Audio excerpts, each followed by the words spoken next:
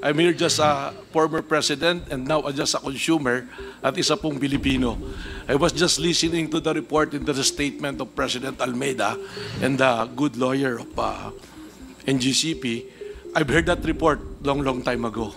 That's the same things that they've been saying na magtulungan tayo, magayos tayo. But let me share my experience when I was the president for 5 years. Wala po kaming pagkakataon na nakapasok at na tingnan man lamang ang mga pasilidad ng NGCP na pag-aari ng Trasco. Ngayon lamang po ako nakakita na kami yung may-ari ng bahay at gusto mong tingnan kung anong ginagawa sa bahay mo, hindi kayo pwedeng pumasok. I just like to remind everyone, pinag-uusapan natin dito, presyo, 3% ba, 10% ba, ganito yung binayaran. But more than that, this is something that should be a concern of everyone, and that is the national security and the national interest of our country.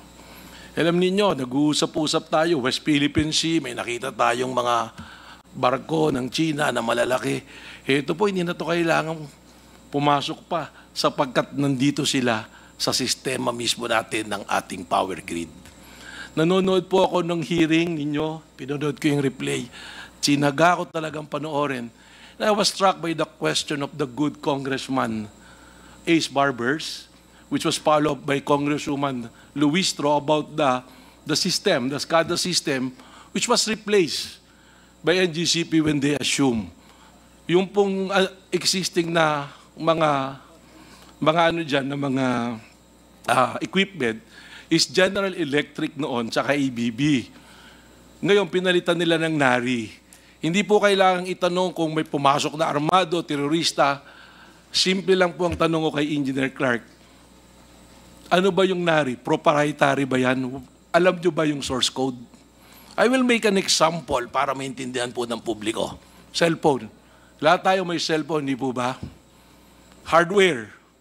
This is Apple, iPhone. Anong software? iOS, di ba? Pag nakalimutan mo po, Mr. Chairman, yung password ng iyong cellphone, hindi ba pwede kang mag-message, forgot password, ipapaalala sa'yo? Ibig bang sabihin, yung SCADA ba na ginather, yung mga data ng ating power grid, hindi ba nakikita ng China? 3 control, walang single red button. There was already an incident na nagkaproblema ang power grid natin. It was resolved remotely. Twice already na nangyari. So ano ibig sabihin nito? Remotely pwedeng gawin. Hindi po totoo. Magaling si Engineer Clark, alam ko, na-research ko yung background niya yung sa mga yung mga performance doon. Pero ang tanong, do you know the source code? Proprietary yan eh. When we made the research, when we made the presentation doon sa Senado, lumabas that NARI is a state-owned company na used by a military. So nag-report kami niyan, December 2019. We were able to capture yung website nila. Yun yung pinipresent ni Congresswoman Luistro. Sabi ko, ito yung dokumentong binigay namin noon sa Senado eh. Nakita namin. Kiniklaim talaga nila na first overseas nila na paggamit na equipment at ng SCADA ang Pilipinas. Nung ni-raise namin yung issue sa Senado, February, tingnan nyo ngayon sa website ng NARI kung nandun pa, wala na. But I have the screenshot already. So more than that. Now, yung question naman noon ni Congresswoman nung nanonood ako, Kimbo, the Honorable Congresswoman Kimbo, sinasabi natin 3%. Huwag natin pag-initan to. I yield to those position of the honorable members. But hindi po 3% lang pinag-uusapan natin dito. The presentation of IMAP was very clear. Nakita nyo yung diferensya because of the delay. But even before that, there was the study done by Butuan, the power plan of Butuan. I'm sure the good chairman knows about this. Nang diferensya because of the delay of the project of Visayas-Mindanao connection, there is a price difference of 2 pesos compared to Luzon and Visayas. Ano pong basis nito? IPIRA law. Because under the IPIRA law, the WESM, bibilin nila yung excess ng generation. Wag po nating sisihin yung generation. Yung excess po ng generation, binibili ng WESM during peak, doon binibenta eh. Yung off-peak, binibili nila eh. Yun po yung totoo niyan. Bakit wala sa Mindanao? Dahil ang requirement is there should be an interconnection before magkaroon ng WESM sa Mindanao. Kaya yung presentation ng IMAP na bumaba because there's already interconnected. Bakit? Because under the IPIRA law, ang sabi ng IPIRA law, bibilhin nga. Ano ang nangyari sa Mindanao? Fully contracted. Yung mga excess kailangan bilhin ng electric cooperatives. So, sino nagbabayad? Tayo po, ng mga consumers. So, may I make an appeal, Mr. Chair? Huwag na sabihin, 3% lang yan. Segment lang ang NGCP. I must remind everyone, the only natural monopoly in the entire energy sector, in the entire business sa Pilipinas, is transmission. Napakarami po yan. Alam niyo po, naririnig ko sa news, yung tinitira po kayo sa Kongreso, 777. Alam niyo, mas maganda pong sagot na 77 na pag-uusapan. Yung 7 na violation sa concession agreement ng NGCP, yung 7 po na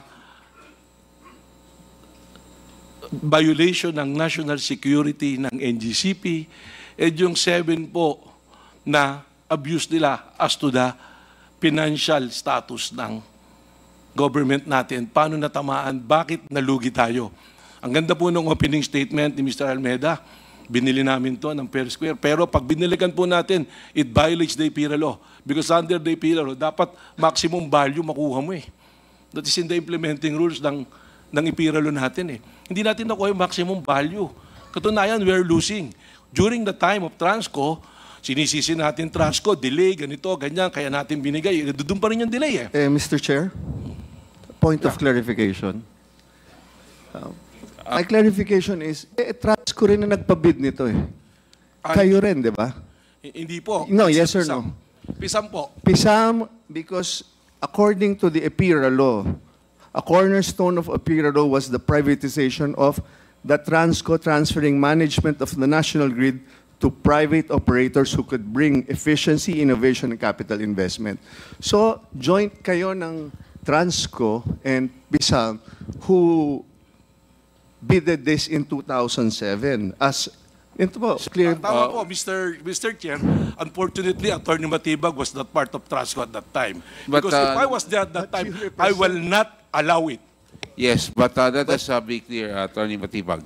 So, before you answer May I the reclaim question, my time, Mr. Chairman?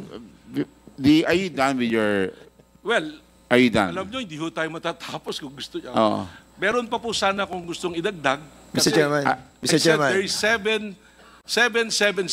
Mr. na Chair. violation nila. Okay, Mr. thank you Chair. very much, Honorable Attorney So Matibag. I'll just wrap up, Mr. Mr. Chair. Yes, I will give you 2 minutes Chair. to wrap up. Ito kasi yung Hindi lang problema, po. tinawag niyo po ako rito, nananahimik na ako eh. Okay. Kaya nabuksan yung ganito eh. Ako po hindi nagre-represent ng taong Okay. bayan na po yung pinag-uusapan dito. In fact, I was a victim of mga white paper and everything during that time. Pero ngayon, wala namang maakusa sa akin ako ipagkakakitaan ko to kung ano man. So, I can speak freely. I'm speaking as a public now. I'm speaking for the Filipino people when we are singing the national anthem. Hindi tayo papayag, di ba? Huwag tayo magpapapi. Hindi na tayo kailangang sakupin. They are there in their system. Because, ibinenta natin. Let me cite this. Tama po yung sinasabi nyo. I was very happy last week to find out, to read the news from Reuters. Alam nyo po ba ang ginawa ng United Kingdom? Na dati ang nagpapatakbo rin ay China yung... Mr. Chair, I think private malayo na company. yung ano niya, Mr. Chair eh. Hindi po malayo So, yun. because the question is direct kanina eh. Dali lang. There's I asked him to wrap up. Please wrap up so we can go back to the Honorable Dan Fernandez. Privately owned ang transmission ng UK noon. I was redeemed because noong 2017 we're already pushing na dapat government at least the systems operation. Kasi this is include national security. Hindi po ito malayo. In fact, isa pang news, tinanggal ng UK ang NARI system for the same reason that I am saying now. Kung ilalayo natin, sasabihin natin, hindi na tayo Pilipino nito. Pinagbalit na natin ng 30, para pinagbenta na natin sa pilak yung ating bansa. Thank you very much, Attorney. Pero you will agree, Attorney Matipag, that nung nagkabentahan, Transco was also part of that sale kasama. It was PISAM was under it. But you were not the president. Maybe we can ask. Yeah, but you were Attorney- not the president. I was not the president, but But, you know, somebody in the as- room can answer it because Yeah. Attorney Alabanza was part of PISAM. Okay, we will discuss that later. Mr. Chairman, may I respond to the statements of Mr. Matibag? Yung issue na ito, tama yung sinasabi po ni Mr. Matibag na matagal na itong issue. As a matter of fact, pinatawag po kami sa Malacanang during the time of President Duterte. Nandun po si Mr. Matibag, nandun si Secretary Cusi, and we were confronted with several issues, and the foremost issue raised by Mr. Matibag at the time was this: saan ka nakakita ng may-ari ng bahay na hindi pinapapasok sa kanyang bahay? I would like to repeat my answer then, Mr. Chairman. Ang sinasabi ko po, may concession agreement po tayo. Para pong may lease agreement, nangungupahan kami sa bahay ninyo, ikaw nga talaga ang may-ari. We recognize that. Walang problema po doon. Ang sinasabi po lang namin, hindi naman po pwedeng natutulog kami ng alas 3 ng madaling araw, kakabog ka na lang sa bahay namin, papasukin mo kami, maiistorbo naman kami. In other words, there should be protocols to be observed. Yun po ang sinasabi namin noon pa. And truth be told, Mr. Chairman, we have pictures. Attorney Mutia here, Attorney Alabanza, have in her possession pictures that will show that we allowed Transco, we allowed DOE, we allowed NICA to enter and to inspect not only our buildings and facilities. I would like to go to the issue raised on the case na final namin against Transco. Yes, correct. We filed a case against Transco. Ganito po kasi yung nangyari dyan, Mr. Chairman. Meron kaming substation sa Pangasinan. Biglang may nag-aakyat sa mga bakod namin mga tao. Siyempre, huhuliin na ng gwardiya namin yon. It is our obligation as the concessionaire to protect the transmission facilities, and that is why we filed a case for trespassing against these individuals. And we later found out, Mr. Chairman, that they are employees of Transco. Now, Mr. Chairman, can we present the pictures that will show that indeed we allowed Transco, we allowed DOE to visit our facilities? Thank you, Mr. Chairman.